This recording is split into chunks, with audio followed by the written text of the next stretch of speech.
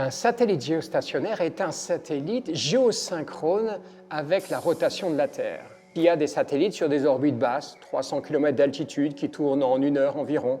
Et puis plus on va aller haut, plus ils vont mettre du temps à tourner autour de la Terre, à 36 000 km exactement, sur une orbite équatoriale, d'ouest vers est. On va trouver des satellites qui, lorsqu'ils sont sur cette orbite, vont tourner autour de la Terre en 23 heures et 56 minutes.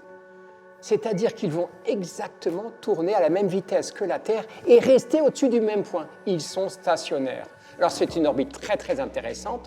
On va y mettre des satellites d'observation, des satellites de communication. On peut mettre des satellites météo. Ils sont à peu près 500 sur cette orbite géostationnaire.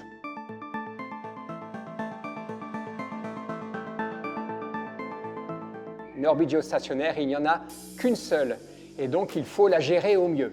Une organisation internationale gère ces places. On peut penser à des places de parking et attribuer aux agences, dit toi, tu prendras cette place de parking et tu restes dedans. Le satellite, une fois sur place, il va avoir tendance à dériver et il doit activer des moteurs pour se replacer sur son parking idéal. Il ne faut pas que deux satellites viennent trop près les uns des autres. Leurs signaux se brouilleraient et puis il y aurait même des risques de collision. Une fois qu'il n'a plus d'ergol pour faire finalement ces manœuvres, eh bien, il va mourir.